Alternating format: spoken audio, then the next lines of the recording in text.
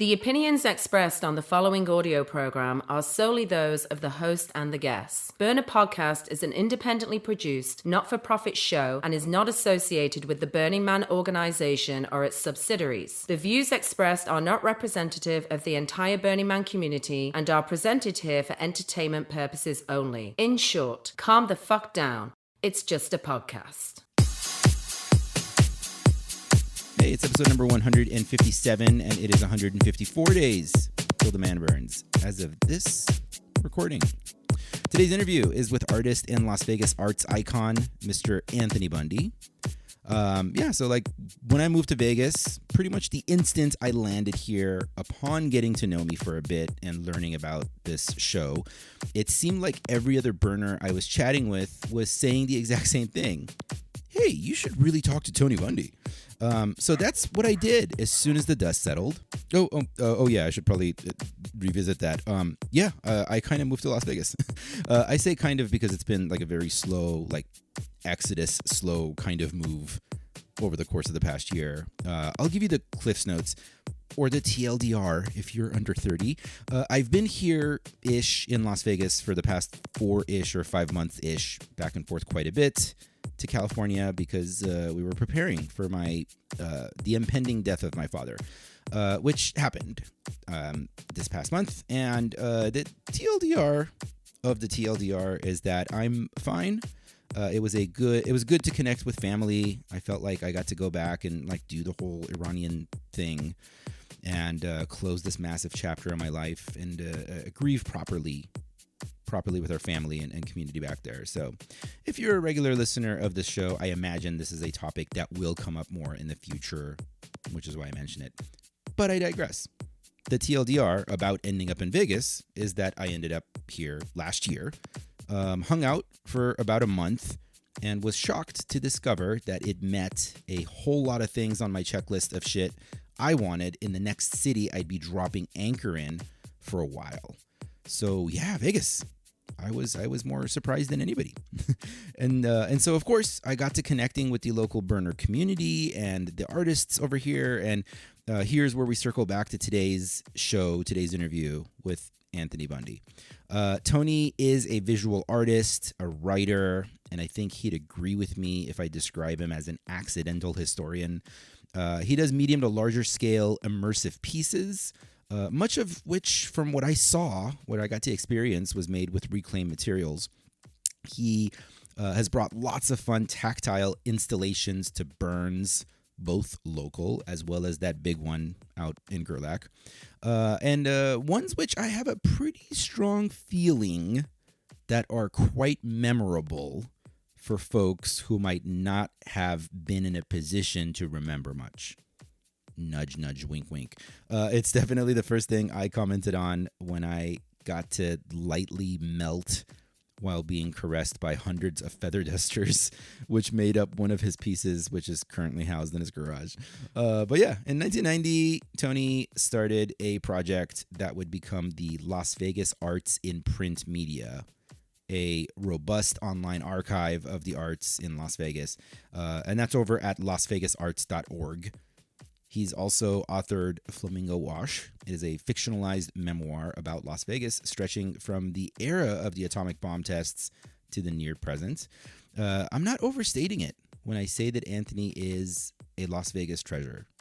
He loves artists. He loves art. And I discovered throughout my interview with him that the list of qualities about him that align with my own personal values just kept growing. He serves as an amazing entry portal to the Las Vegas consciousness. Of course, particularly through the burner lens, but also on many other fronts as a born and bred local. We talk about the heartbeat of this amazing, weird, wild city in the desert, why he does what he does. And as a pattern observer, I was particularly interested in his ideas around how AI is and will affect the arts. I will say this about his storytelling style. This is a good thing to know as you listen to today's show.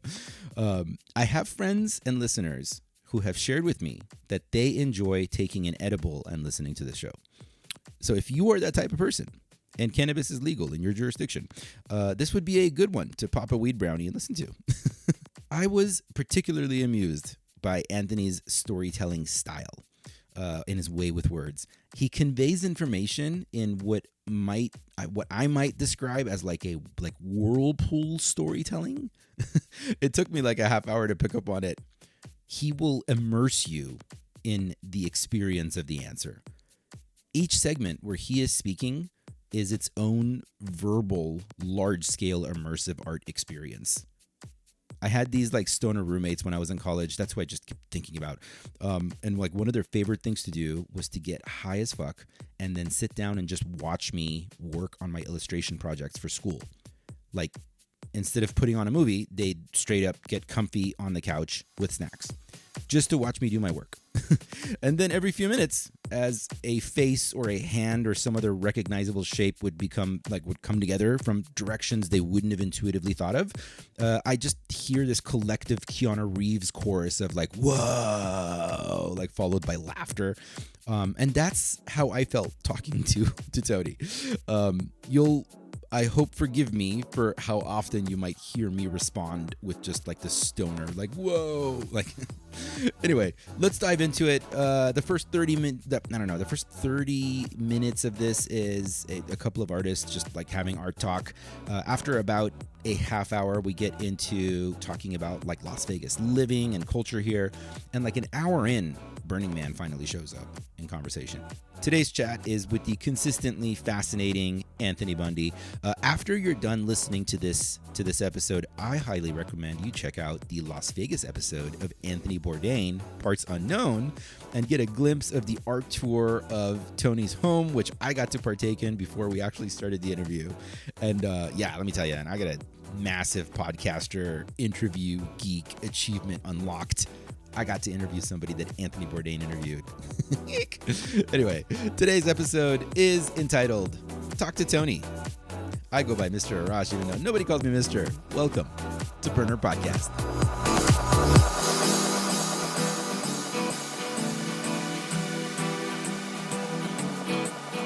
On the first part of the journey, I was looking at all the life. There were plants and birds and rocks and things. There was sand and hills and rain. The first thing I met was the fly with the balls and the sky with no clouds.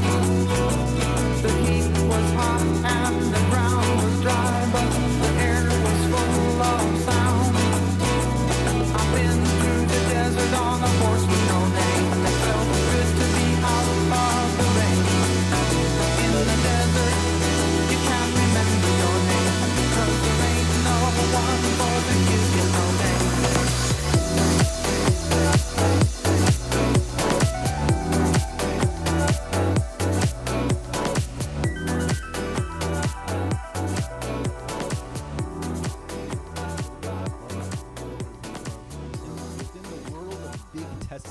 Within the world of Big Tesla, right? You know, yeah, that's a. I didn't really realize that's got a lot of like more resonance than it used to have. That's hilarious. That's really good, you know. So you were saying. So the fellow says, you know, there's this array. There's possible that we only need, you know, measure, you know, minimal funding to finance the largest array of Tesla coils that's technically possible within physics. So I said, well, you know, we are the place, you know, so how's about if we bring the largest array of Tesla coils in the world to Primm, which, you know, is the city at State Line. Yeah. You know, in the middle of a dark space. With the mall. Which died because it didn't have a Tesla coil attached to it, right? Yeah, they would still, that was exactly it. You got to have a roadside attraction. So in the passage of time, it has turned out that was actually a terrible idea. In that, incidental to its art success was that it would have destroyed the darkness of the valley where the thing is set. Wow. It's a spectacularly 25-mile wide darkness. There's nothing, never will be anything there. And right in the middle of it is a little spot that's the lights of Primm. Well, that's really great because it activates the valley. We want to activate a space. Well, this is activating a 25-mile, you know, wide bowl. Yeah. What a great idea. Until some killjoy comes along and says, what about the critters? You've stolen the darkness from another million little critters who had escaped, urban life to find the dark at last, and I was going to take it away from them. So oh well. But I invited the guy out here to, basically as a half of a prank, mostly a prank, to submit the idea, to the interested few. But of course, they're over there and I'm over here. There was no possibility that I was ever going to reach those people because they don't want to be reached and they don't get reached. Yeah. So. The Tesla coil people or the... No, the people say who own Prim, the people in Vegas who finance large-scale projects, which was like, why isn't there a Tesla coil on the Strip? I mean, Prim, we're recording, so fuck it. For the listeners, so if you're coming into Las Vegas from Southern California, you drive through Prim, and there is a mall there, which... I don't know if this was the idea when they built the mall or what, but it was like it's also has all this massive art in there, big giant murals. But now it's like completely abandoned. But it's dead as a doornail, right? Yeah. And which is like, it's kind of messed up, but it actually makes it a way cooler destination. Well, that's the history of the USA is that strange roadside attraction. Just anything you can do to get people to get off that stagecoach for another 10 extra minutes. You got yourself, your next casino. I never thought about that. That's amazing. Just one little roadside attraction after another, from coast to coast. That's how we got a nation. And that's so fascinating. Yeah, because we have so much massive open land and just anything to get you to stop. Right, anything, right? We've got up in Beatty now the Exchange Club, spectacular steel thing that has no function except to make people stop in Beatty, which they might not. It worked. It worked for me. Yeah, I was coming down from Reno. Oh, no, they got you, didn't they? Yeah, see that? Spectacular. Yeah, you cannot pass that place up. I mean, they've done it. They have created legit mind-blowing. Yeah. So, I mean, there's what they've been trying to do for all these years. All right, let me catch the listeners up on the things we're talking about here. So, Exchange Casino, I was coming down from Reno, and it's like, hours of nothing. That's the story. Just absolutely nothing. Just me, the desert, and like audio books. And then all of a sudden, I come up on this building, which has just got the most intricate, spectacular, jaw-dropping, breathtaking, like metal work that I've ever seen, and it's all jammed together and like all around this one thing called the Exchange Casino. Mm-hmm. And I just stopped and took photo. I mean, I was just blown away. Right? Yeah. In the middle of nowhere. And then it's another 2 hours of nothing before you get to Vegas. So, but here's the thing, for all the years they've watched all the burners drive through Beatty, and it's not quite there yet, and nobody wants to stop, and they finally found a way. They're going to have like burners crashing in that town when they see the Exchange Club from now on. So they did it. They did it. It's I stopped there on the way down from San Francisco the other week. And the vibe in Beatty does feel Gerlach-ish. Yeah, well, there it is. There's the challenge of all of rural America as the kids tiptoe out of town and never come back, and the old folks look around and going, "What's the whole good thing? Let's hope Social Security never runs out because that's the only source of income our town has got." There's a lot of that in Beatty. Yeah, mining, doesn't. But mainly you've got all these rural towns where the doctor flies away, and then you've got 3 hours to the nearest emergency ward and all. So what do you do? Next generation, what's going to hold their attention? Where's the jobs? There are no jobs. Tick tick tick. So Beatty crossed the river and said it's not good enough anymore to sit still and hope. They had to build the thing. So they've invited the Las Vegas Burning Man crew to do a spectacular regional there because it's in a place where it's completely safe and practical to do large-scale pyro. Oh, boy, depending on your taste. So that was a great thing that Beatty did as a group, to invite people there. Like, what can you do here that we can't do elsewhere? We can do pyro here. Good, go Beatty, Las Vegas, burn. Nice. So that was good, but that's, and of course, if you like pyro enough, maybe you'll live there. That's the whole point. The point of all this is to get someone to, like, their car crashes, and they said, I guess I'll just have to homestead. Stay here. I'll have to stay here, and then the town's got a hope. It's got a life. It's got a future.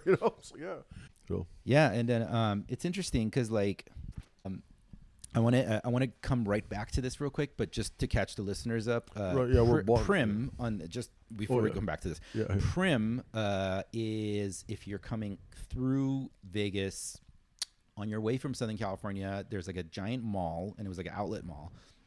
I think it's called the Prism Mall, and something like that. But they built it originally with like all these giant murals there, and then all the stores shut down, so there's like nothing in there. So now when you walk through there, it feels like some sort of post-apocalyptic, like everyone's disappeared kind of vibe. I mean, I'm out of what was the zombie movie in a mall? I mean, that was George Romero's like second or third zombie movie was Zombies in the Mall. I mean, it feels a little bit like that, and it has but it has these big, giant, spectacular, beautiful murals that you should go definitely check out. And it's free, by the way. And but when I pulled up, I drove around it, and I was like, "Is this place closed?" And then I ended up just pulling on a door, and I saw that it was open. So that's a bad sign. So, hey, marketers! But then when you get in there, it still has like the mall music playing. It's trippy. So it is. It's getting the zombie thing going. That music is actually the source. It's not the blood and bites and the teeth. It's the music that makes you a zombie. But that's the creepy shit. But the thing you're saying about like towns along the frontier just looking for an opportunity to get you to stop.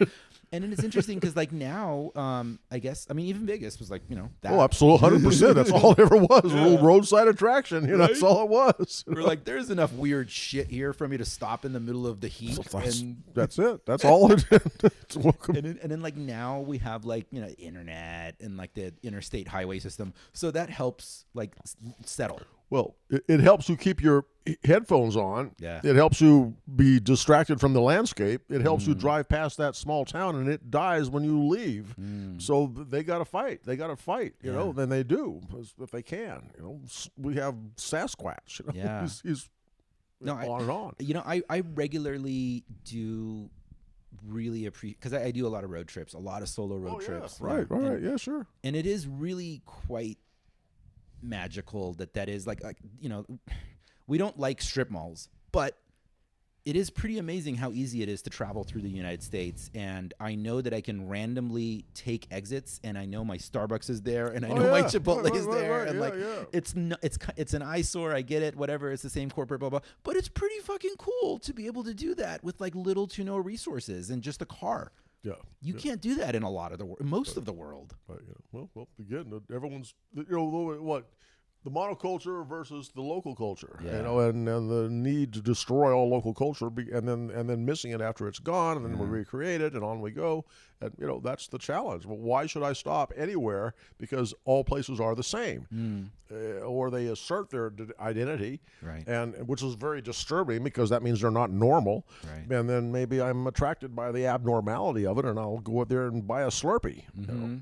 We have there's lots of them all up and down the state of Nevada. They don't have much to claim, but they do what they can. We got aliens. Oh, well, they're stuffed aliens, but they're kind of like aliens. They would be aliens if they weren't stuffed, teddy bears. Well, I think the value is to have this is the value I get out of it. There's a portal to this new experience that is within my reach. Yeah. So for example, like when I travel internationally, and I get made fun of about this quite a bit, but like I will go find a Starbucks. And that'll be like where I'll start my morning. And the rest of the day, I'm seeing all kinds of shit that I haven't seen anywhere. I'm not going to eat anywhere that I'm familiar with. But when I start that morning anchoring, it is one familiar space. I have an hour there. I know I can plug in my laptop. I can, do the work stuff. And then go see what the fuck is out there. I'm the only person I know who misses the coffee shop, on the playa, because that was how I start my morning here and there. Here's my coffee. Here's my newspaper. Maybe it's piss clear, but it's still a paper. And I'm going to gather my wits and get my sugar going and get my caffeine going, and then I'll go out and see what's fun stuff there is in the world. But I want to start the day in that confined and not too sensory rich environment. No, you are 1,000% not the only person, because it is a constant topic of why did the org take away the coffee shop? This was Like, why are they not like letting us have it back? You know, who knows? Yeah, but I'm definitely. I mean, what is it? I know many a person who never went down to that coffee shop from day one to the end, and that was their life to lead. And I don't feel like being friendly and considerate in the early morning, as if I didn't have a mercenary purpose in saying, "Hi, do you happen to have a cup of coffee that I could just like have?" I don't feel honest when I'm acting like it's a matter of indifference to me whether I do or don't receive that requested coffee. Excellent time for a financial transaction. I'm not quite awake, and they're not either. That's okay.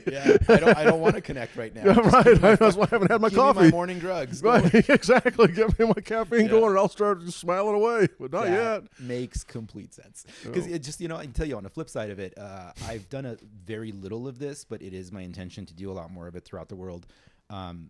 Going into a new region by experiencing their regional burn first is our portal. Like I immediately get to ground and connect with a bunch of our community, and then I get to go see the rest of that region, knowing that I have family there now. Yeah, that's how touching, how poignant. Exactly.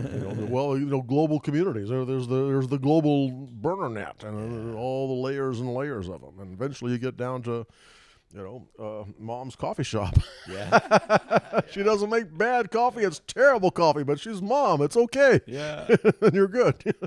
I want to get back to your early roots here. You've been in Vegas forever. I was born in 54, and I've spent 10 years growing up outside of Vegas, but never disliked Vegas or never hated it. I recognized, judgment correct, that this was the center of the U.S., or this is a way to learn so that it isn't necessarily pleasant. It doesn't matter. That's not the issue. Comfort is not the issue in where we ought to live, because the world is bigger than our comfort level, and so I chose to live here after growing up here. And you leave. Tell me about that. Where did you leave to, and then what was the decision-making process about settling? Leaving is tentative. I went down to L.A. I went to Southern California. I went down to San Diego, none of which is leaving Las Vegas. These are all well-known suburbs. We are the suburb of those places. So as I left here after school and after high school and spent 10 years in L.A., I didn't feel like, boy, I'm never going back to Vegas, because I knew I was in our backyard. I knew that I had never left Las Vegas. So, but I didn't hate the place so much. I wanted to go to the other side of the world to get away from it. I wanted to learn more about the world. So L.A. was wonderful for various points. What were you doing in L.A.?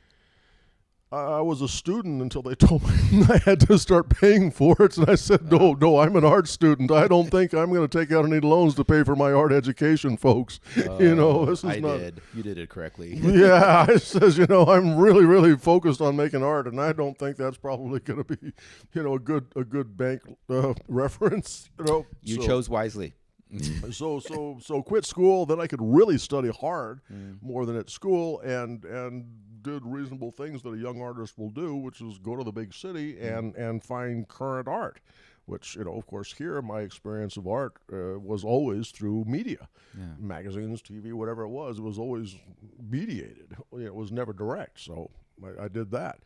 And if you're lucky and you go to school, you find a mentor and you find a vision, and then you're good, And Can you tell me, do you have a memory of the first moment that you saw a piece of art outside of yourself and had the thought that this is what I am called to do? No, because I was 4. Okay. They said, you're a really good artist, in kindergarten, and I go, what's an artist? I don't know. I have no idea. Like they were looking at your drawings? Yeah, they were looking at my drawings and telling me how good I was, and it never meant nothing. Yeah.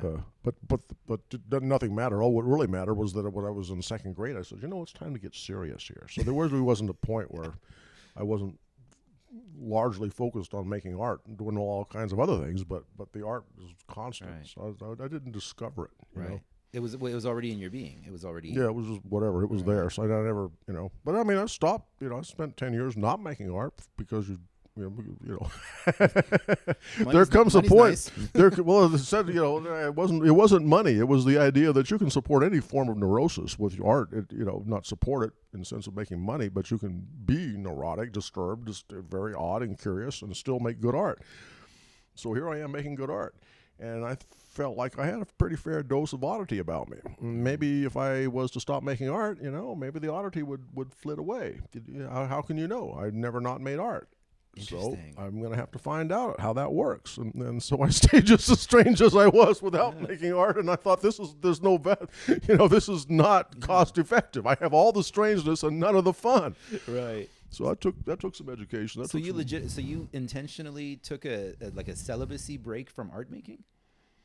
Yeah, right. Because this is growing up. This is part of, I don't know, the generational issues, but as growing up, because I was doing it so young, representational art, that's the way to go. I want to draw some pirates, and I want to draw monsters killing each other, and all the normal things I think that most children will draw. Right. And as I became, later in grade school, hey, kid, let's talk to you about abstraction and about the absolutely shallow vision that's personified by the effort to recreate a window into the world. And let's talk about abstract expressionism. Like, don't you feel like you need to just get that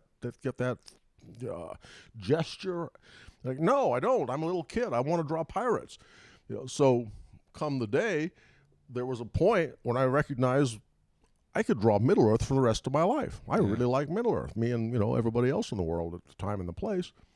No, that's not quite. That's too easy. I just didn't want to be the person, but I didn't know how to break from a lifelong habit of drawing pictures of things. So the break allowed me to take in more of the world than I ever would have otherwise. And after that, technique didn't mean anything anymore. Technique is a wonderful thing to develop, but the crucial recognition that your technique is not your creativity. It's a craft, which is a great thing, but not the heart. It's an output. It's a result of practice. Right. But, this is really interesting because I went through a similar juncture that you're describing, but I didn't actually quit. I just kept getting angrier and angrier. Right. This is what it used to be everything, and all of a sudden everything's not enough anymore. Yeah. What's wrong? It was also like I was in art school and I was getting, the art education structure doesn't want to see and I drew superheroes, right? Like comic books. Absolutely, of course. So it was like, you're not really drawing art. Like, we're not interested in the Superman drawing, right? So then finally I remember very clearly having this important breakthrough where the project involved, it was like a collage project, right? Sure. and I ended up putting together this thing. It was kind of like evocative of like a Diego Rivera, like man at crossroads. And the whole thing was like quotes of people being told they can't make it. And like really the focus of it was a middle finger to my teacher. Mm-hmm. Like Good idea. Hey, authority, check this out. Yeah, it was a legitimate fuck you. Yeah, right. To my college professor, and that was the one that she finally gave me an A on. And I was like, okay. Oh, you missed the point too, didn't you? No, she got it. That was what. No, and and I got a moment of like, okay, I'm starting to understand why you're trying to break me out of whatever this is. That's a vital moment in any young person's life. I mean, growing up is that sense of growing out of your childhood. It's a wonderful place to live, and you can't spend the rest of your life drawing. Gandalf, shooting electricity out of his magic wand, Like hell I can't. Oh, well, all right, I'm sorry. Get back.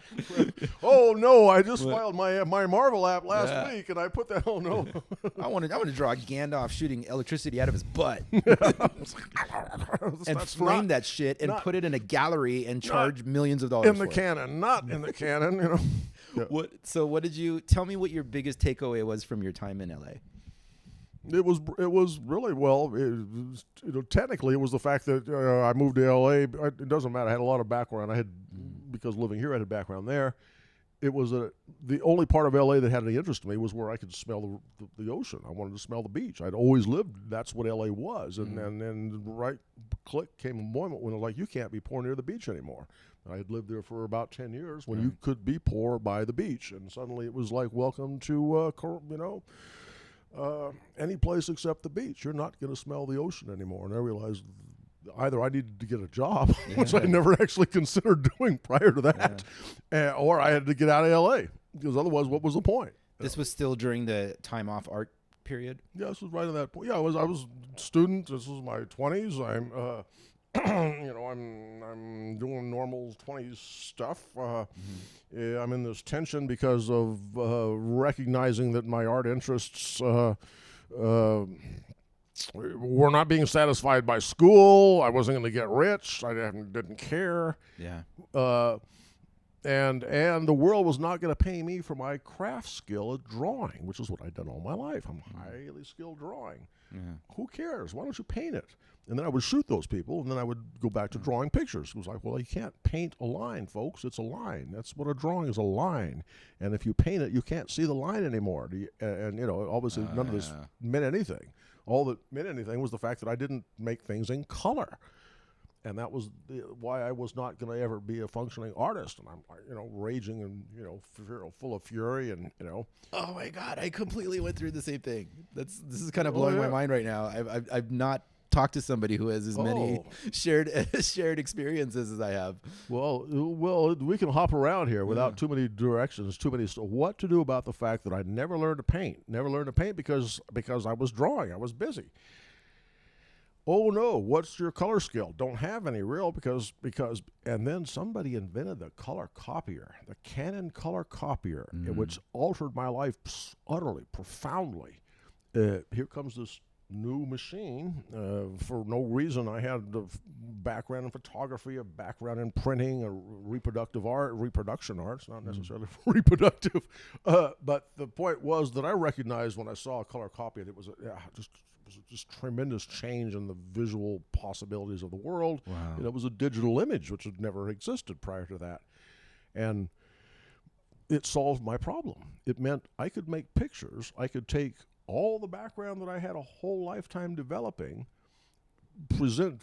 fold that within the process of creating a collage such as could never have existed previously in history.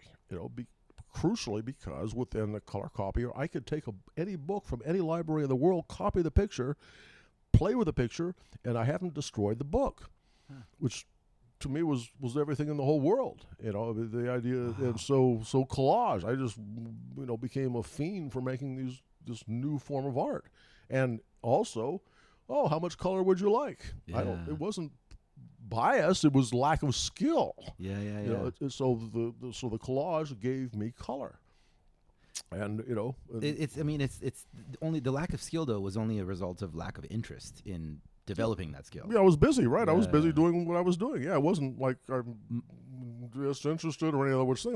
I was simply busy. I mean, my version of that, my exact it's almost like that same timeline was that when I went to college, I was in art school, and I ended up my photography 101 class was the very first photography 101 class at San Diego State that was all digital. Yeah, right. So that's the one. Yeah, and our Professor Carlson in San Diego, he got a lot of shit from other photographers saying you're not teaching real photography. But like for me, it's because I didn't have patience for the darkroom. I'm not it's zero. But if I could just do it digitally, then I could get that the fuck out of the way and just focus on making the art. Well, there it was. The line work was craft and was completely disregarded by the world, and all of a sudden, like, well, does that mean I'm not an artist? Does that mean I don't have creativity? Why am I limited by that? Right. And too bad. And then the color copier said, you're free. And it's a new world. And all of a sudden, life couldn't have been better.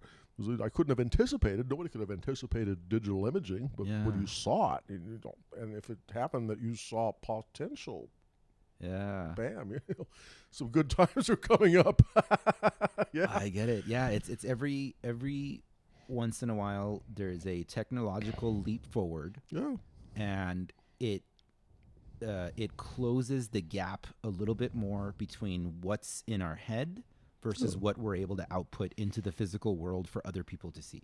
Yeah, 100%. I mean, and again, what are you doing? You're not expressing craft, but how wonderful it is. What you're hopefully expressing is your own imagination, and that isn't constricted by your technical skills.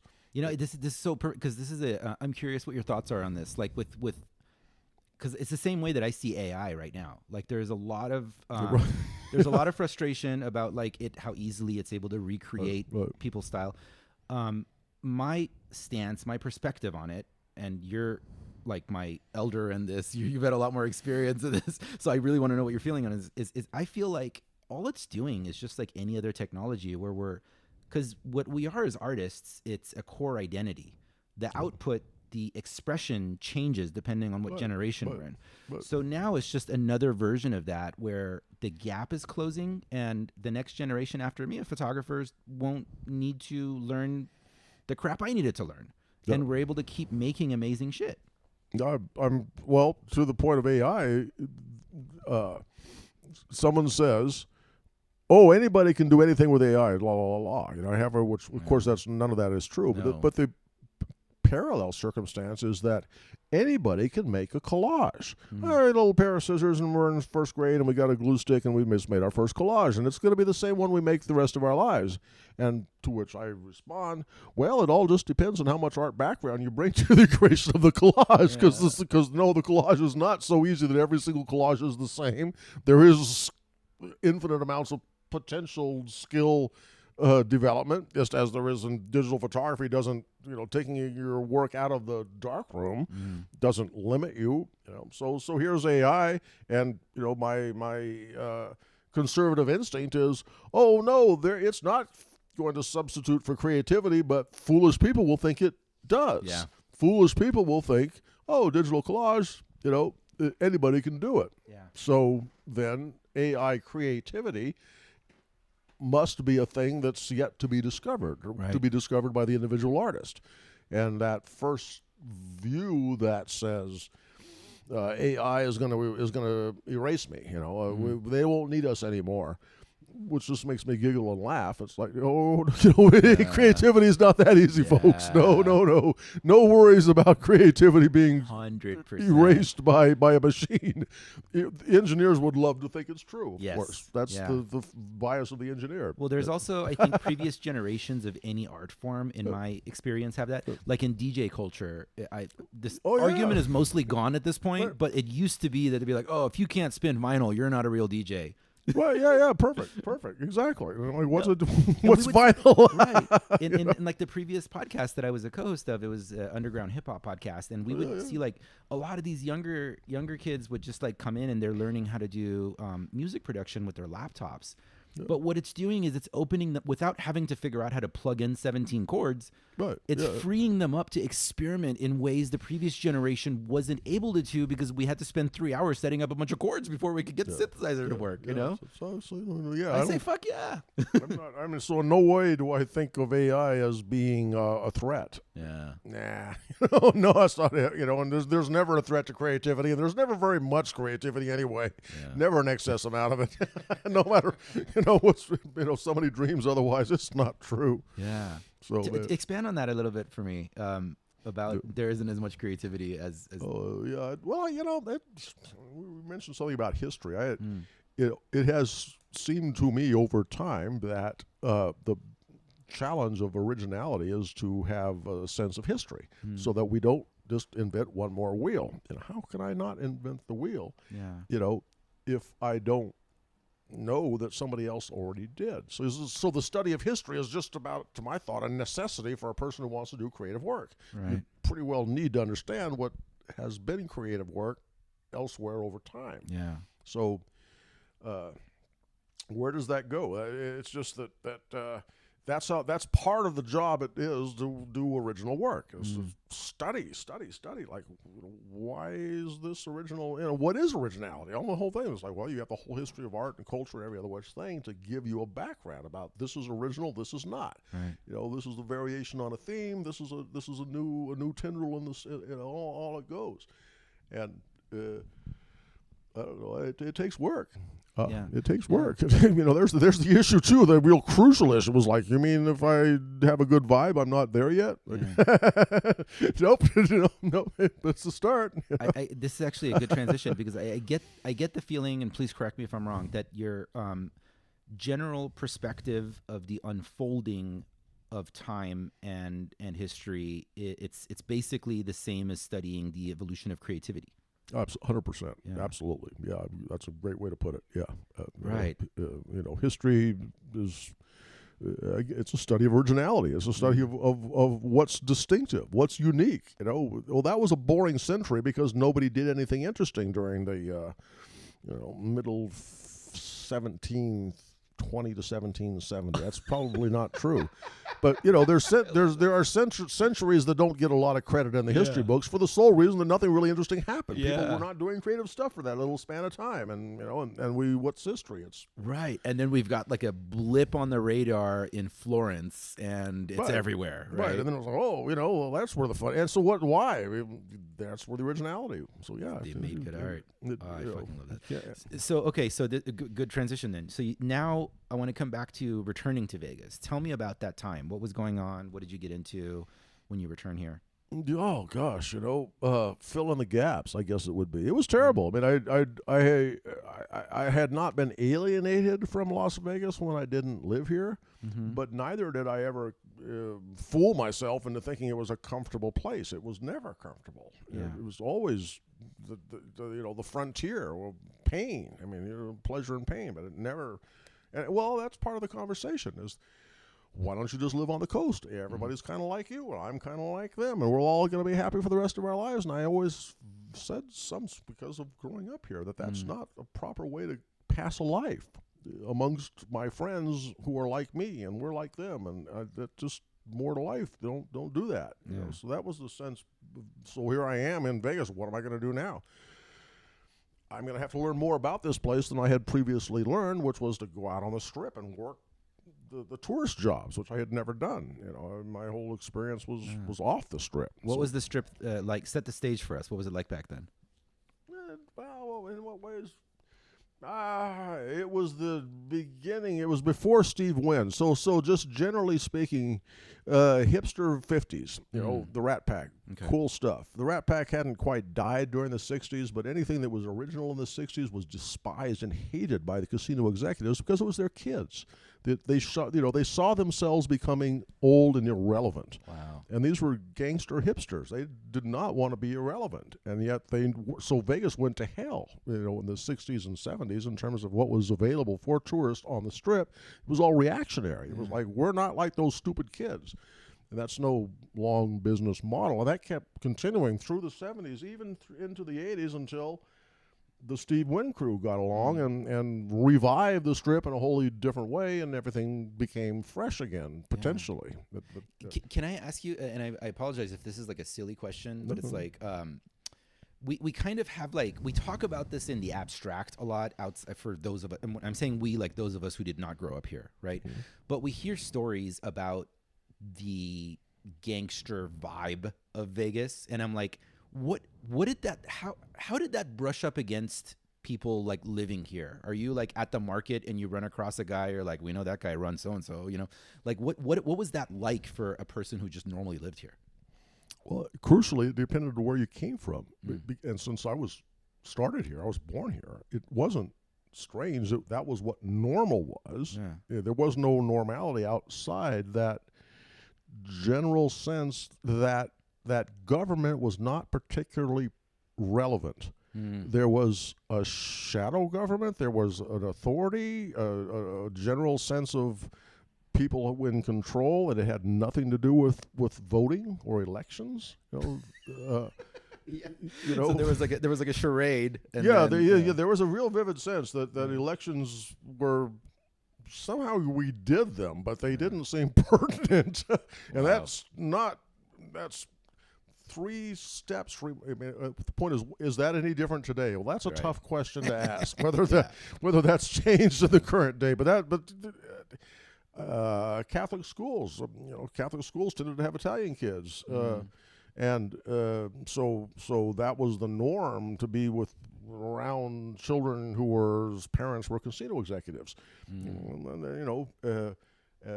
Not my direct experience. That was not mine, but adjacent in all respects. So long about adolescence, a fair number of the kids with whom I went to school had a lot more difficulty being teenagers than the average kid, and it's not easy for anybody.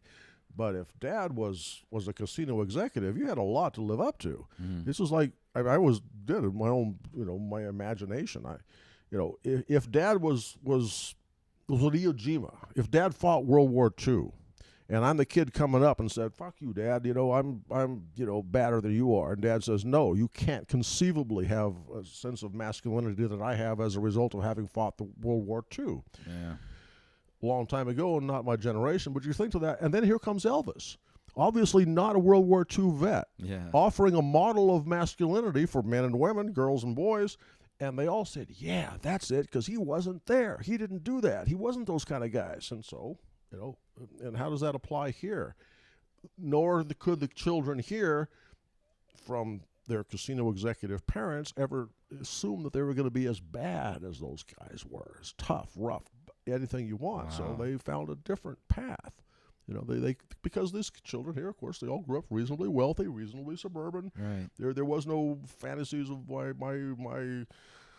urban childhood when I had to fight and scratch my way to get down to the coffee shop.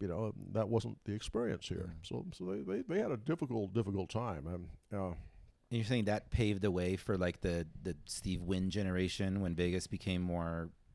Yeah, like he wasn't playground. Local though. I mean, he became local, but he wasn't. He didn't have any of the experience that my generation did of kids growing up here within this environment. I don't mean necessarily about him, but I mean just like there was, there's like this the older generation, like the gangster generation you're describing, right? And then there was a transition, and then there was kind of like the time where the Strip became very Disneyland-ish. Right, yeah. Right, and it feels like now it's kind of evened out. Yeah, right. I wasn't about to say, because there was never a nightclub in the history of nightclubs that didn't have some casino executives in the back room.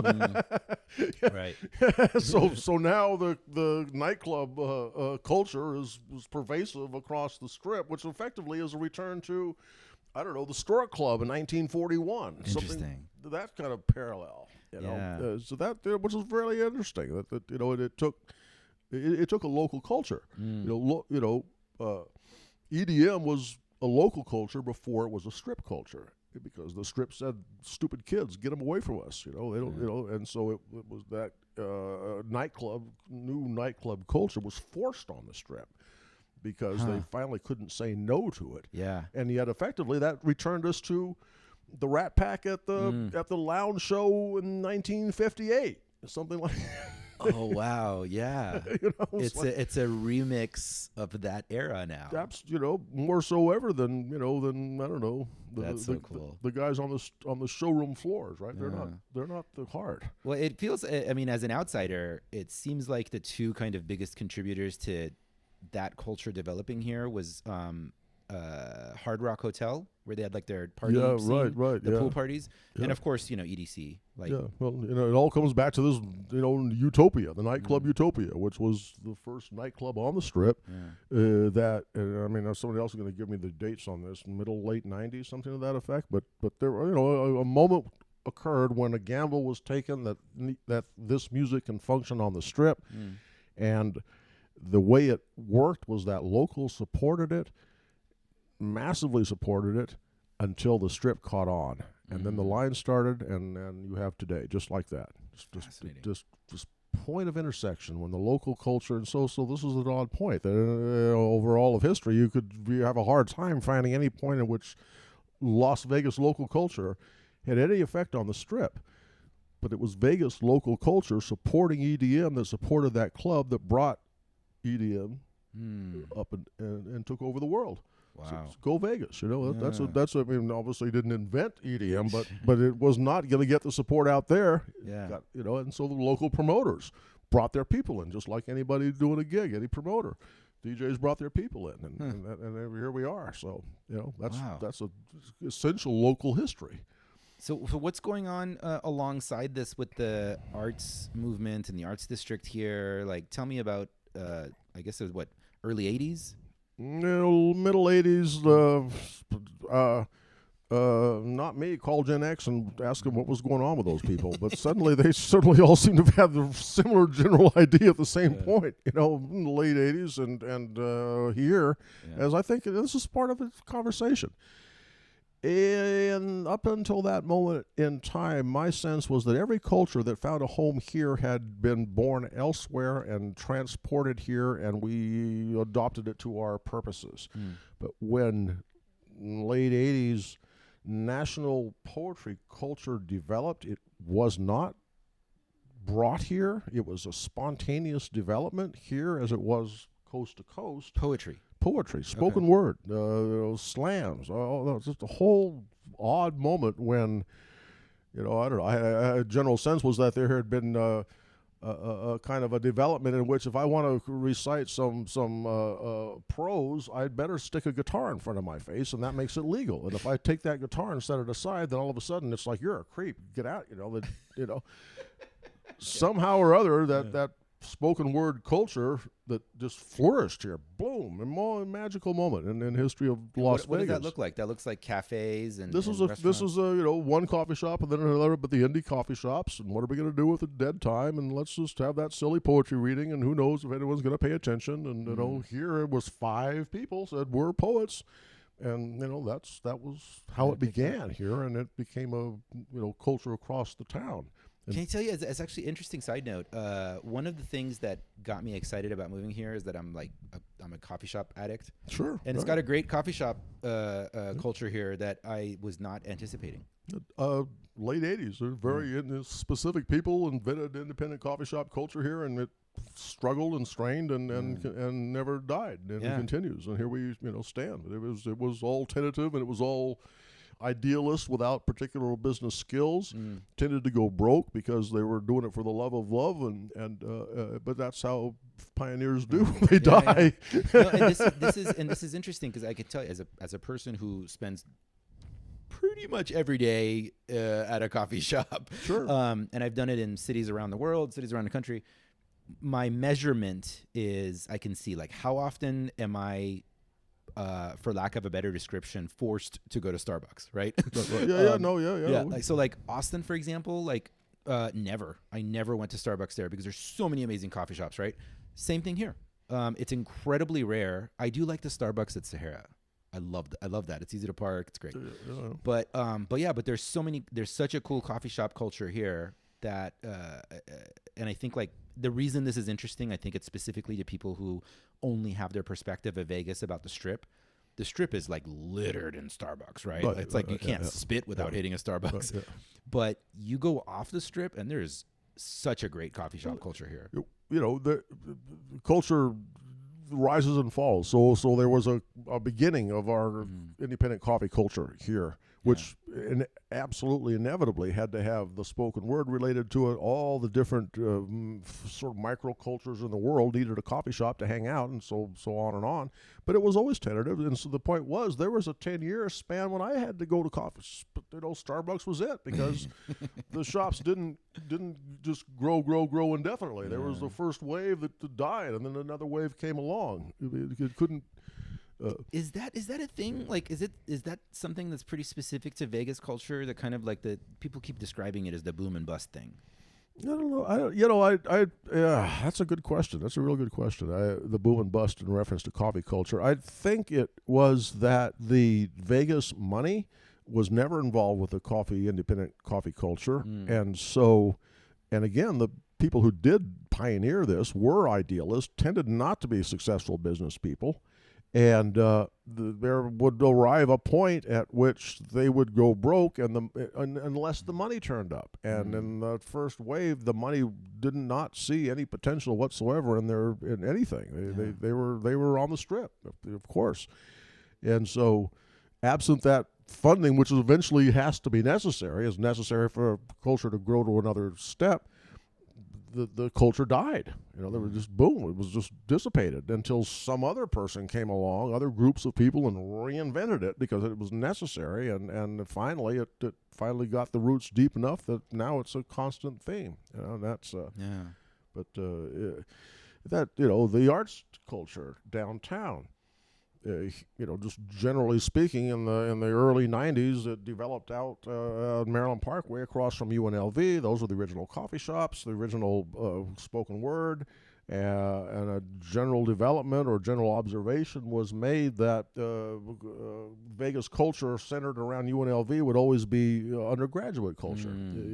Eventually everyone's got to move, so let's move downtown, because that's not under the shadow of the university. Interesting. And that's the basis for the arts district. It's literally on the other side. Like UNLV's on one side, and then downtown's on the other side of the strip. Like right. You're crossing. There was a definite self-conscious observation. Right. Time to grow up. There is no.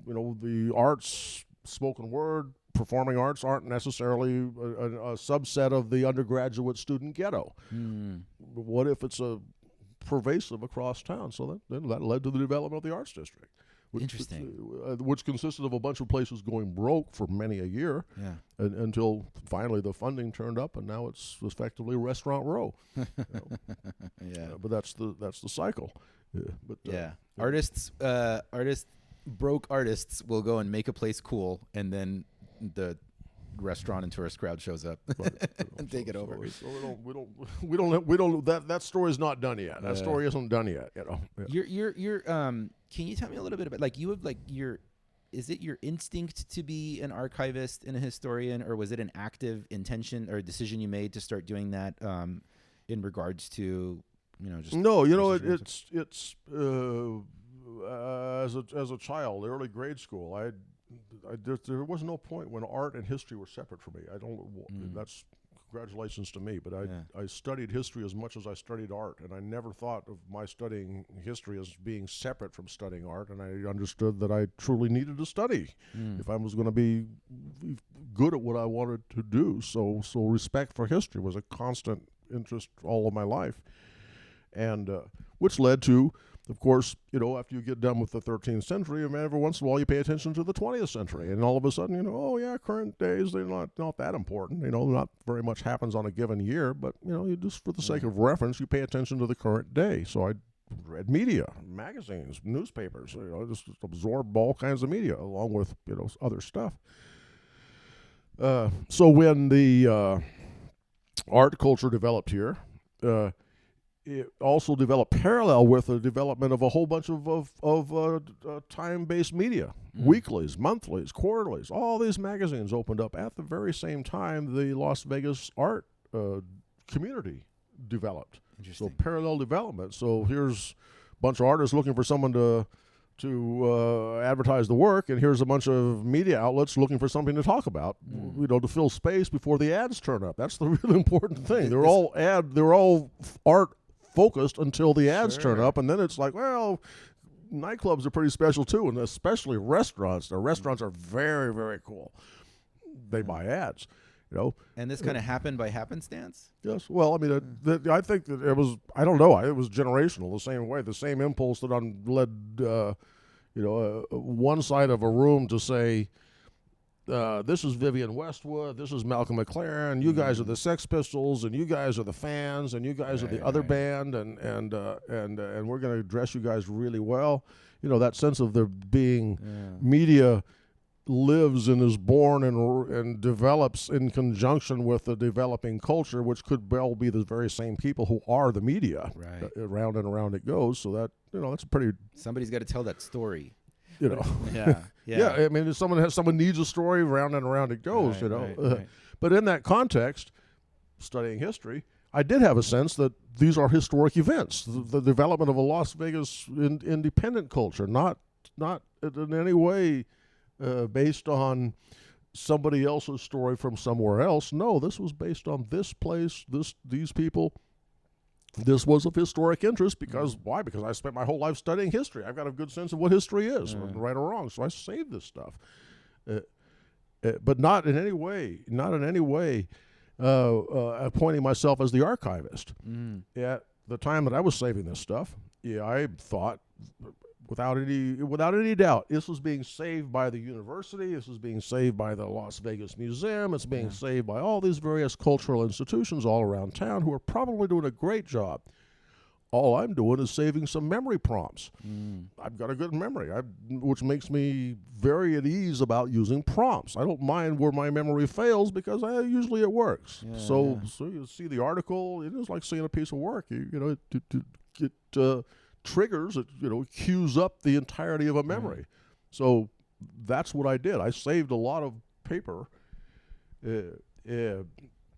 for my own purposes, and absolutely was determined not to be again, self-appointed archivist. So arbitrary gaps, absolutely. Maybe I don't like this writer's style. Well, too bad about the artist that writer would focus on, because I didn't like the way that writer wrote, or whatever which way. Hey, maybe I'm going to go to Burning Man and I'm just not going to be attached to media for 3 weeks every year, which was a profound thing to do for someone who will consume multiple newspapers and media all the time. Well, then it's probably not a bad idea, one span of time in the year just to miss it. Yeah. But I'm going to miss that. Yeah, that's right. You're going to have an arbitrary gap, an inexcusable gap in this, chronology. Hey, I get it. I mean, you've got to step away. Random time passed by, and episodes of this podcast didn't come out. Right, exactly. And it's but it's not consistent. Yeah, you're right. So that was the base point for creating an archive. Let me ask something. So, do you can you point out? Could you zero in on 3 kind of like key or milestone moments in Las Vegas arts history from the time that you started collecting information? For like a crash course intro to somebody who has no understanding of Las Vegas outside of the Strip. They just have seen that on TV. Like 3 key moments that were they're sort of important things. The first things that pop out in your mind. They don't have to be. Well,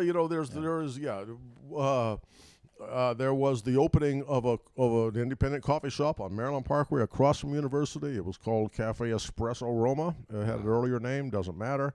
It was that space that became the base point. The Killers came from there, but also most especially for the spoken word, which has never stopped. And it developed only because of the availability of a space, time and place, and that had a lot to do with everything that followed.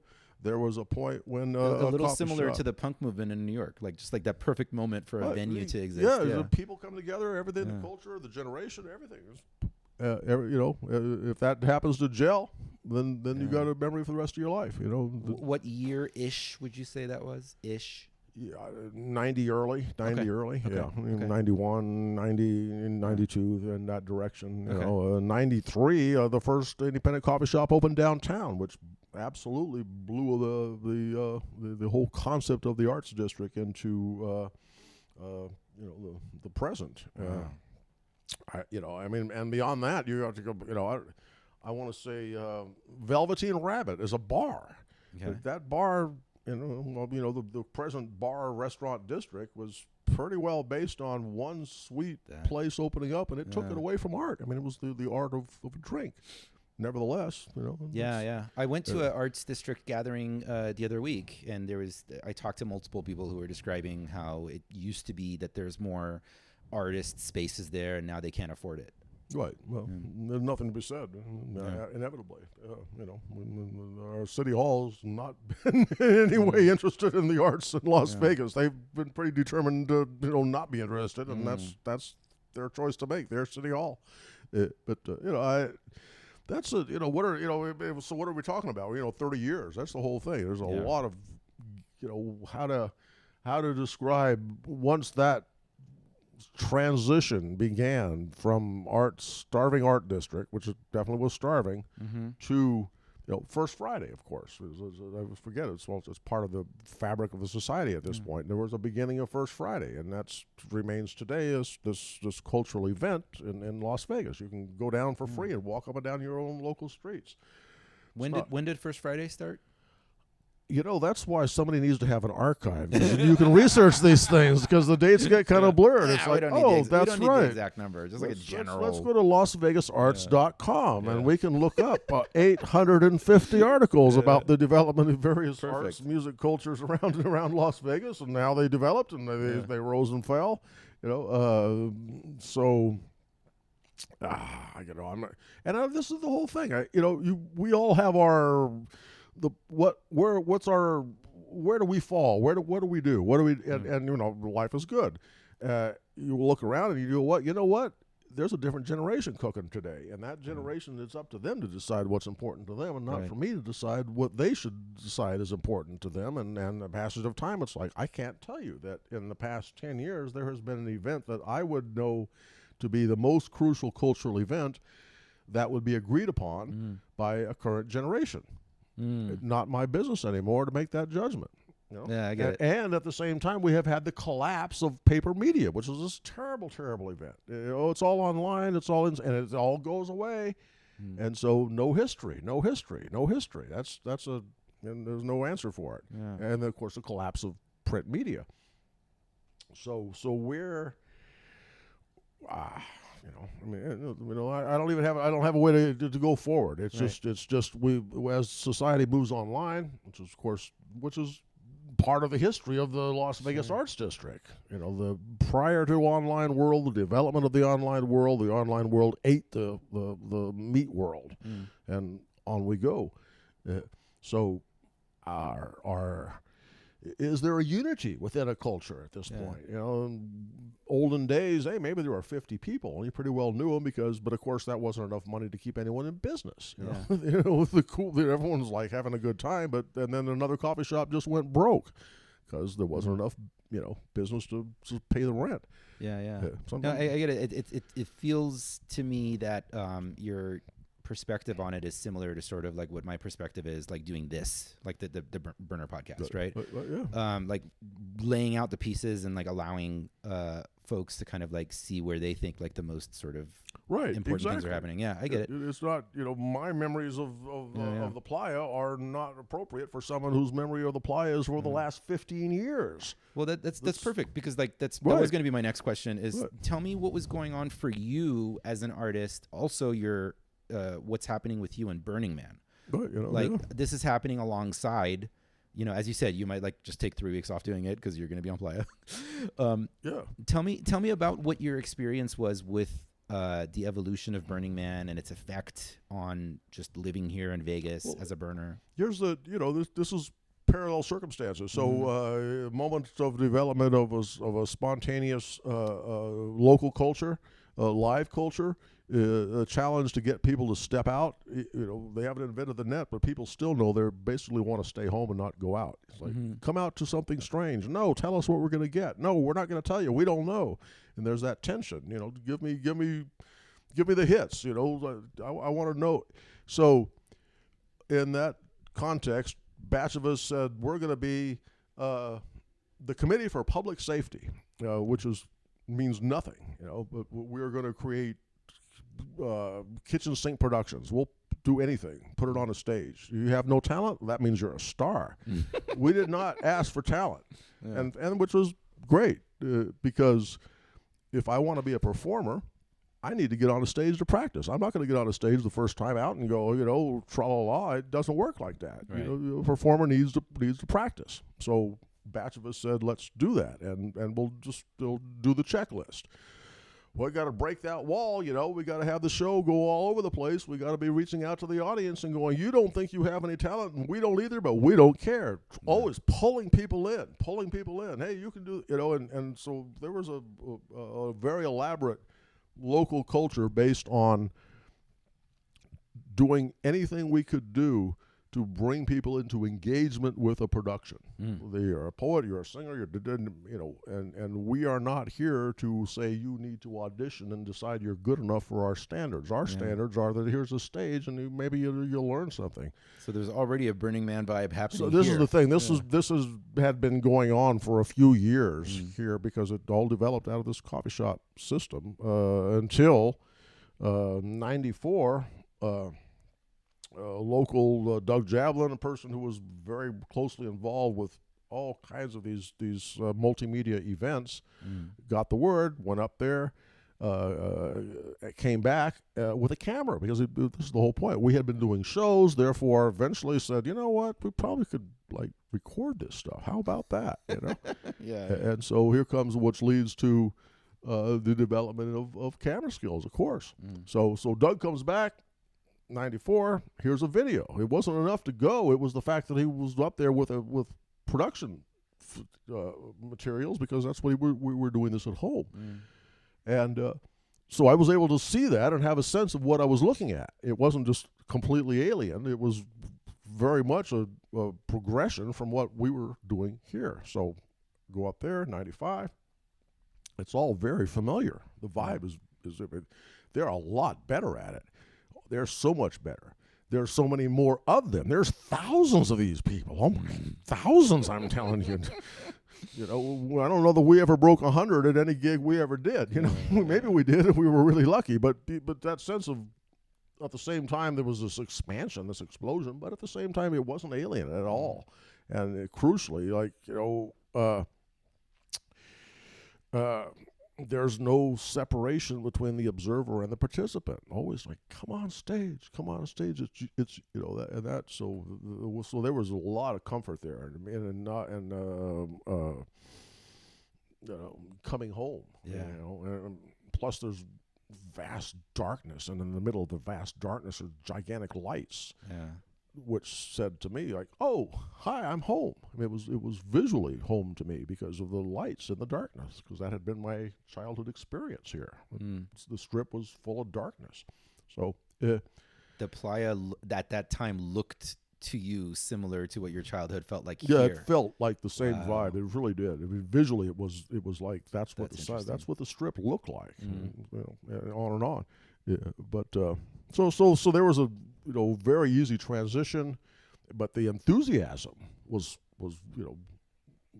fantastic. I mean, we had struggled, drag people on, and all of a sudden they were like, "We're here, entertain us!" And I'm like, "Oh, the interaction was just truly spectacular." And again, all based on having tried it and it didn't quite work, and all of a sudden these people were like, they want more. So the challenge.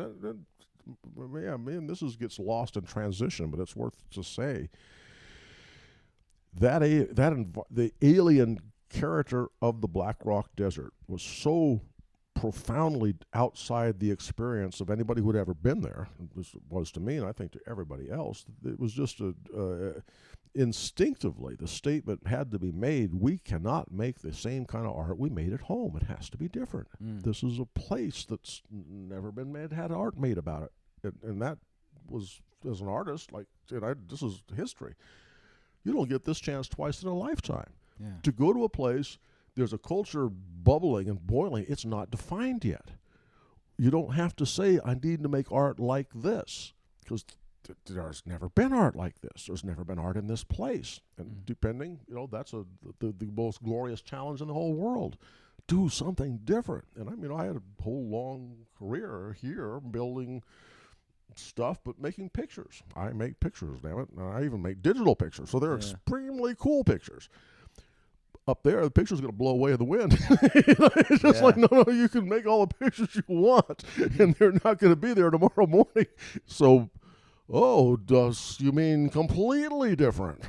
And again, that was like, you pick your moment in the history of art and say, well, what if you were in this place, at this place, and this place? And, I had never had that experience of being in that cauldron of creativity. And there it was. And again, no rules, don't make your work like the other people, because there's not enough, and how can you ever look back? And and then you fry people into that culture, and Do you remember any specific pieces or projects that perhaps inspired you to shift or move through some of your own phases as an artist? I don't know. I was aware of survival research laboratories, of the culture of destruction as art. I was aware of that abstractly. I knew that they existed. I knew that there was all sorts The of cultures. culture of destruction as art. Okay. The beauty of fire. The Yeah. beauty of rot. All these kind of various things, and the idea of seeing destruction, flame, which means something's wrong, and embracing it and cheering it, like kill it, burn louder, Lord. I mean, that was a very disturbing cultural shift that anybody who got involved with that culture would either accept or reject. Yeah. But the first impulse was not. Like, you don't laugh and cry and jump up and down when something's on fire. That's not my experience anywhere in my life. And all of a sudden it was like, pull it out, go for it, go for the destruction. Oh my God, it's very, now here I am. Did I build that work? No, I wasn't turned to replicate that stuff that I saw. It was simply liberating, like, well, these people are doing this and they're really good at it. Well, what are you going to do? Within that has as much drama as the giant flame, of course, which was nobody had that experience before. But there was the flame, but also that fantastic space. Like, what do you do with that empty space? Where have we had any experience of that? Got to work with it. That is really incredibly profound. I've not thought about that before. Oh man, because I came into the culture. Gosh. Because I've always my creative everything has always been kind of a behind the scenes person. Like, I'm taking pictures, or I'm writing, or it's very solo stuff. You work in like physical creation, and you're telling stories about trying to get people to come show up and be a part of this thing that you're doing, and then to go out there and see that destruction can be a part of it. Oh yeah. That's really pretty. Yeah, but where would you, and this is, the good news, bad news, in that space of getting close to the fire. It's like, if you're too hot, you're probably too close. That's the perimeter. If it burns, you're move back. Yeah. So that aspect of like that you're closer to the potential for hazard. You're going to get burned if you don't run away. Well, I guess I better run away then. That. Which is, of course, much diminished by the quarter-mile perimeters around fires today. But with the good reason for it. But I think that many of the people who became immersed within that culture over those times, it partly was that proximity. And the survival research laboratories, which of course thrives today. Building machines that would kill each other. You go, that's really funny. Where did you come up with that idea? There was, research publications, of course, were just pouring that culture across the country at that time without ever saying it's all the same people. Research would come up with a new book, it's pranks, it's modern primitives, it's whatever it was. And it all seemed like they were not connected. You didn't realize these people were all going to the same coffee shop, but that was it. You get the media trends. Here I am in a small town. Hope there's a good book giving me a clue about what current culture is going on somewhere else where they're having more fun than me. Right. And then out there, all of a sudden, it's before your very eyes. And you go, oh my God, wild. So to add to that, just in that general context, it was so strange that it was never going to happen again. That was really vital to take in about those times. There's just so many reasons why this is illegal. We don't know. Nobody's even counted them all yet. But this has got to stop. They are not going to let this keep going on. And so you felt like, hey, you know what? I was there once. It happened once. They'll never believe me, but it did happen. It happened once. That is pretty exhilarating, because you're right. Like, we don't have that. There's always this like threat that they might not, have Burning Man again next year, but like not at the level that you were experiencing. We're like, wow, I saw this thing that might not ever happen again. It's not. They just don't know yet, but they will figure. They will say, go away. All I can figure is that it just must be pumping in so much money into the Nevada economy that they're able to keep this ridiculous, insane thing going. Well, absolutely, yeah. It was able to somehow just barely survive until suddenly came that moment of recognition on the part of Washoe County and Reno and all the rest. It was like, there's more good than bad here. Everything is bad, but on the other hand, there's a lot of money. Yeah. Well, we're home. Welcome to Reno. So, wow. What did you? So, can you name anything that you brought back with you from getting into going out to the playa, into like your own art, into your own process? It was vividly that what I had done previously wasn't. I continued to make pictures, of course, because that's what I did.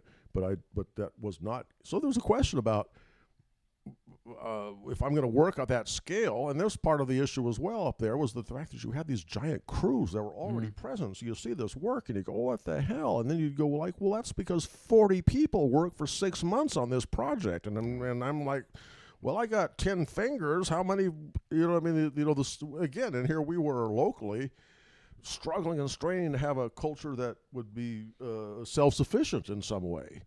And there was just no way to be able to feel comparable to the scale of the developed culture that was present there on day one, which was cacophony. The fact that they had been doing this for 10 years in their backyard before they opened to the public. That's the difficult thing. It was a spontaneous development. It was like, no, they spent that long a time perfecting the model before they brought it out and said, hey, everybody, check it out. What do you think? But again, it seemed like, did they just all just pop? No, So there was, that incipient culture, and I was like, well, I've got to do something for that and respect the interaction. Well, that's very curious. Boy, people don't like to look. They want to climb on it. And well, all right, we can what's it to me, I mean, that's my challenge. That's the glorious challenge. It's like, well, just don't make what you did before. So I just immediately fell into doing that to create pieces that called for calories.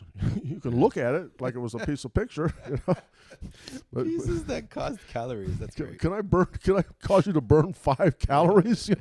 Like that's engagement. Is there a bead of sweat? Oh, then you got fine art. That's really good. Are you do you have any interesting observations about how this culture affected Las Vegas? Oh, yeah. Gosh, geez. Wow. Yeah. I mean, well, in my experience here, I could drive 300 miles and be in L.A., or I could drive 400 miles and be in Reno, which was why I never did. I had no interest in the state of Nevada. Why would I? What's in Nevada? More desert. I know all about the desert. Yeah. You think I'm going to drive 4 hours to get to more desert? Yeah. So...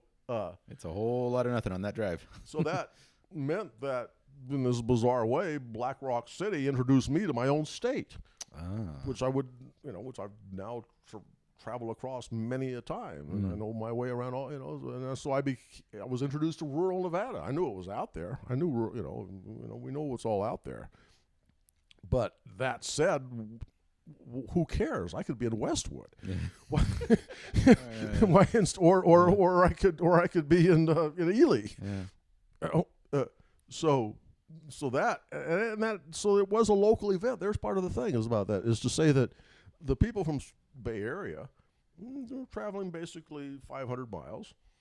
I was traveling 500 miles. Vegas was traveling 500 miles. It was like, that was a fantastic thing that these people in San Francisco would travel so far to meet us halfway.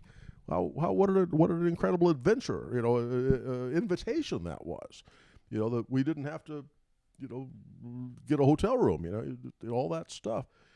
And so I think that brought a lot of people in Las Vegas into, sort of a general sympathy with the event. It wasn't necessary to move to the East Village, a long drive. Yeah. Here, of course, with the time and the place, a whole bunch of people moved to Seattle. It's much more glamorous to be a junkie in Seattle than it is to be a junkie in Vegas. So but that wasn't a lot. That wasn't enough. It just wasn't enough. It did satisfy fair numbers of people, but but if that wasn't your direction, then where else is there to go except Paris. But Paris isn't cooking these days. So there, there was Paris the city, not the Paris casino. the city. No, not the casino. No, the city itself. It's like, well, if it's only 1927 and I don't know what to do in the USA because it's a square that I know what to do, I'll just go there. But there was no Paris, so that had a lot of effect, I believe, on anybody here. I guess I'll say the effect was that everybody else suddenly had this choice. Because for a long time, if you wanted to go, you could. Yeah. And the effort to go there, you'd say, look, this is less than, you couldn't live closer to that place. It couldn't be easier to get there than it always was from here. It's a long drive, but so what? It's not New York City, Yeah.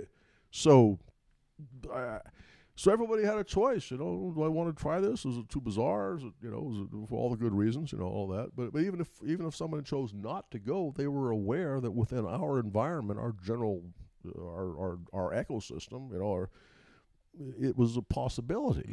Accept or reject it. It was something happening here instead of, too bad about Ontario. It's really great. It just isn't close. Yeah. So that was. And of course, eventually the playa culture just became, permeated national culture. Right. So it didn't matter if someone arrived at that culture through direct experience; they were going to arrive at it 14 steps removed, and that's just fine. Yeah. So okay, here's an interesting one. So we're right now where we're at with the overlap of your understanding of our art history, the art history of Las Vegas, Burning Man, technology, AI, all of it. Like where we're at, what do you see from your perspective is happening right now on the overlap of all of this, and where do you predict it's going? Well,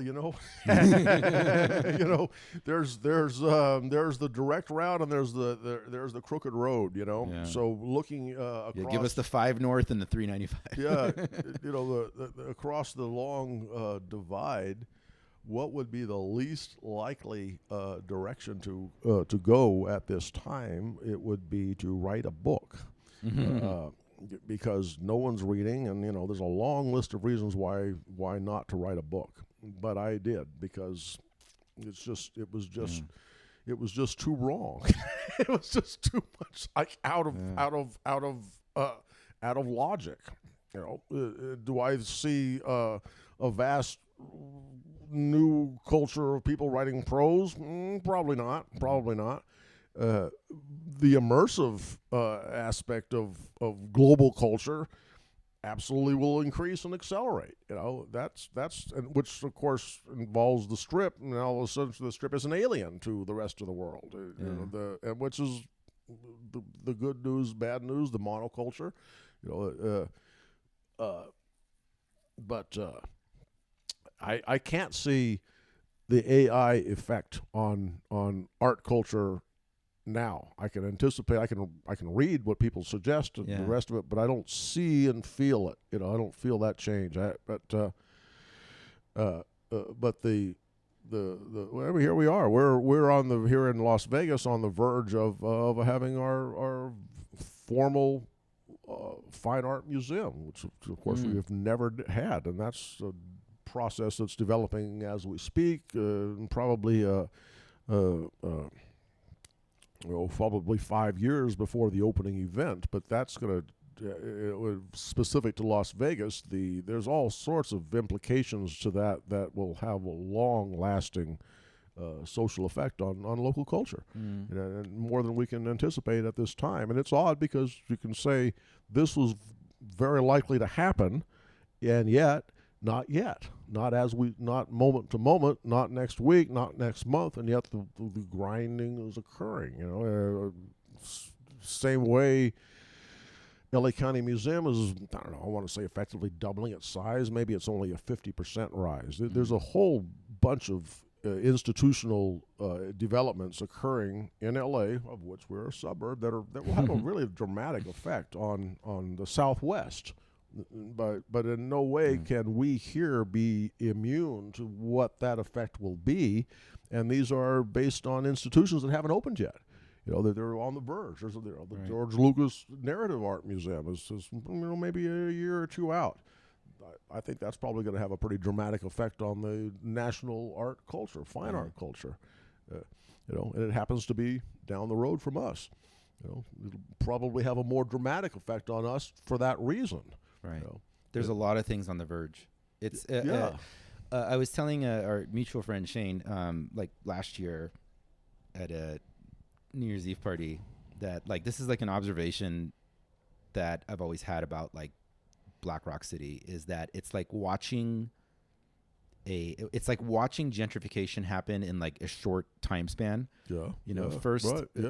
First there's nothing there, and then like a little bit more rough and tumble crowd shows up, like DPW is there to build, like early builders, like real people that can deal with that kind of environment.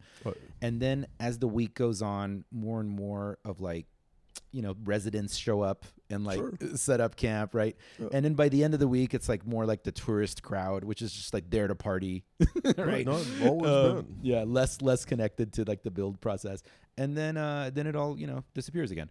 And Shane laughed at that, and he was like, "That's right." So like Vegas, to his thinking, it's like Tuesday on Playa right now.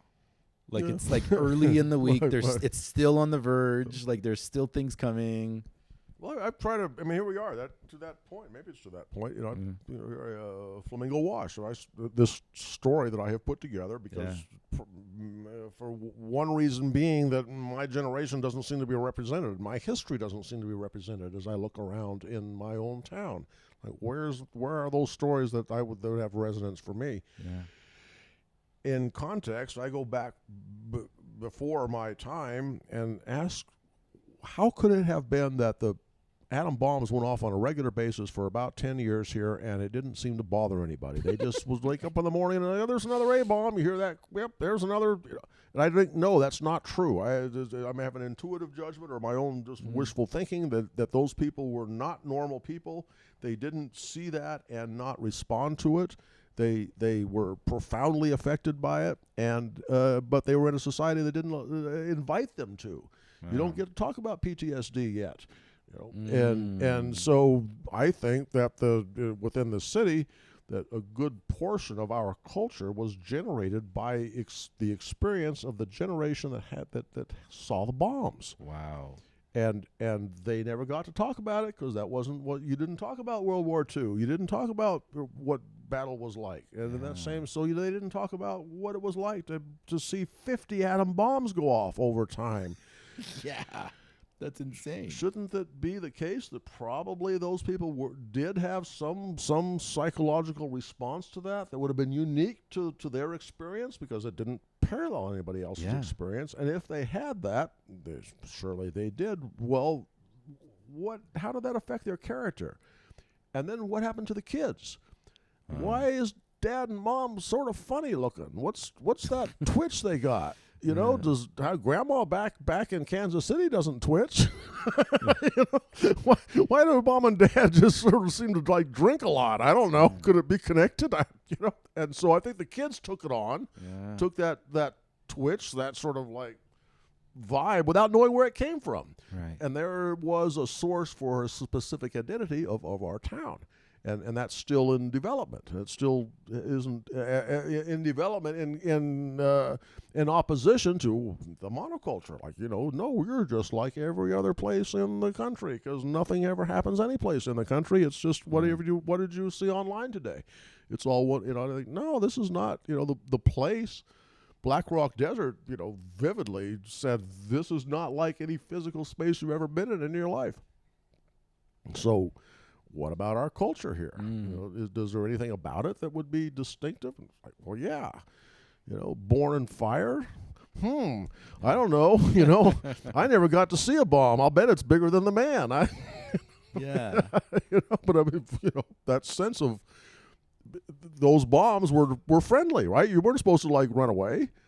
Yeah. Which reasonably you would, right? But if you had the sense, well, yeah, we may all die, but it's really beautiful mushroom. It's like, well, wow.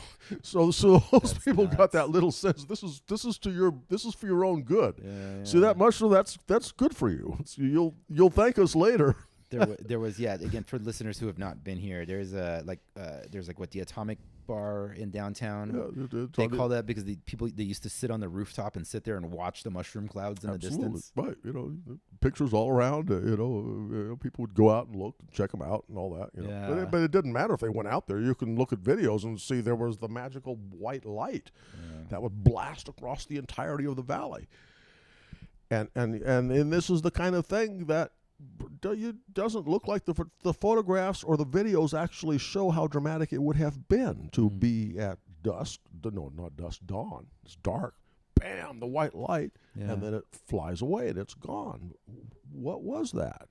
And how should I respond to that? And is that a positive thing that I just had this incredible blinding white light blow across my whole horizon?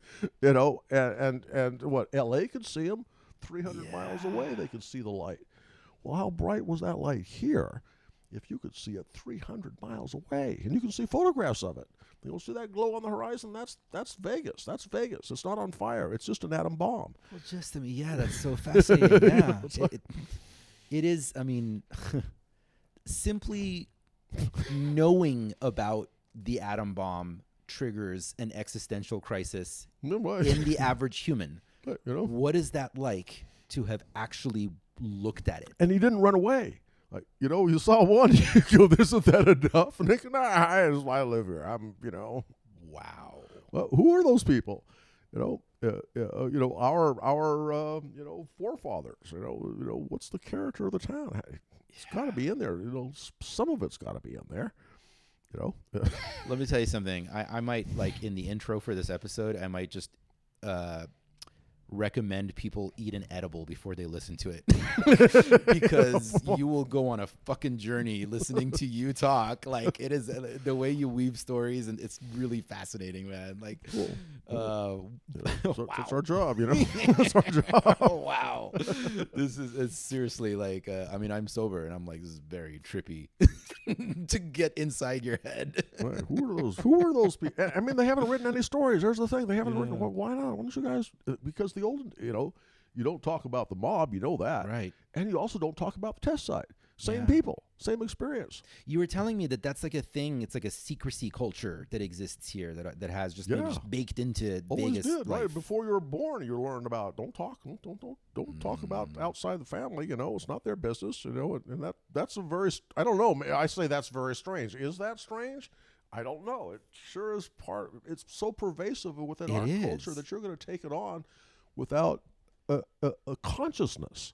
Yeah. Is this proper information to distribute amongst the general populace, or should this be kept amongst us few? Would it be best for the general population if we just kept it to ourselves? That's a never goes on and on and on. How many ways could that question occur in the course of an average day? But it seems and is that normal everywhere? I don't know. Yeah. I don't think so. I think there's a general sense of default toward the truth, default toward honesty. Yeah. Don't lie. Why would you lie? What's the point of lying? Then there's the other cultures like, well, because that's what we always do. Because lying is the thing we do by default. We don't tell the truth unless there's a specific reason to be honest about things. Culture of a region that regularly looked at existential everything right in the eye and then was told not to talk about it. Or not told, just like baked into the DNA. You didn't have to even say it. You didn't have to say it. It's normal. You don't talk about this shit. Right, exactly. What is that? What is that? Wow. Who are these people? That's Grandpa. What is Grandpa? I'm going to say I'm going to start wrapping up here, but I want to ask you something. Like, it stuck with me when we first met. You had said one of your secrets to remaining infinitely curious and growing was I think you said exactly was to quit your generation.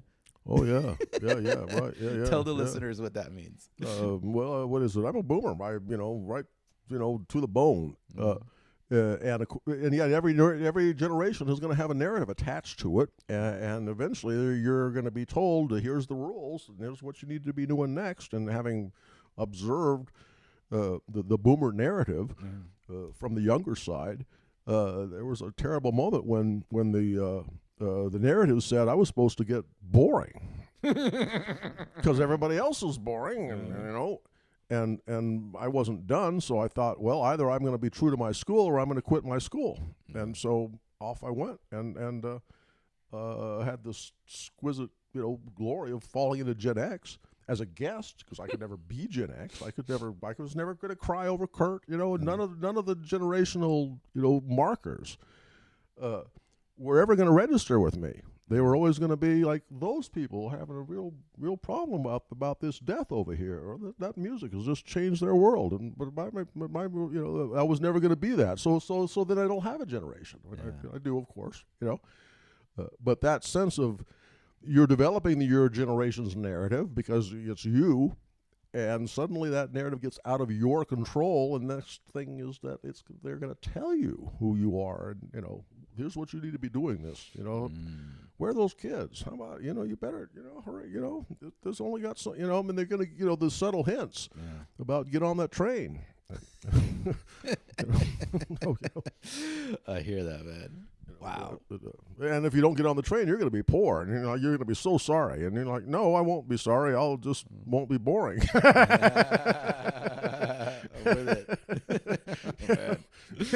That's a tough one, but yeah, that's great. So, don't. Listen, thank you so much for your time. Thank you for all of the amazing work you've done to support the community, arts community here. Thank you for all your time on Playa. Thank you for all of it. This has been deeply fascinating and interesting, and I'm gonna be walking around in a bit of a daze the rest of the day thinking about some of this. Like, this is trippy shit. Well, success. LasVegasArts.org. Yeah. 25 years of print articles about Las Vegas arts. And it's only there because that stuff was rescued as paper instead of trusting the online archives to be permanent. Yeah. As we well know now, they are not. So, And you had said you also had written your own memoir, right? That hadn't been published yet. Flamingo Wash in June, published by Avant Pop, local publishers, and independent bookstore, of course. Oh, excellent. And that's my effort to share my experience with my own town, with my own people next door. Okay, yeah, that's great. That's great. Yeah, great to hear. Well, we're going to link to all of this in the show notes, so folks can read and see the archives and all that. But seriously, thank you so much. This has been an absolute pleasure. My pleasure. Looking forward to stuff. it. Looking forward to hanging out a lot more now that I've finally got the interview out of the way too. All right. All right, well, that's it. That's a wrap. Hey, if you loved today's episode, share it with 3 friends. Easy. Just send it as a text. Send it to 3 new friends, though, not the same people as last week, because that would start to get annoying after a while. Burner Podcast is produced by a rotating, evolving team of amazing folks based in various cities. All of the links and stuff from today's show can be found in the show notes, including Anthony's own personal website, so you can see his art, see his photography, a lot of amazing stuff, and lots of Vegas stuff, really cool stuff. All of that is in the show notes, as well as over at burnerpodcast.com. As always, if you've got a topic you'd love to hear more about on the show, or guests in your own neck of the woods that you want to pitch, hit us up. I'd love to hear them. You can message me directly through the burnerpodcast.com website. The intro music is by Joe Man, who is based out of Austin, Texas. So until next time, love, light, and all that other crap.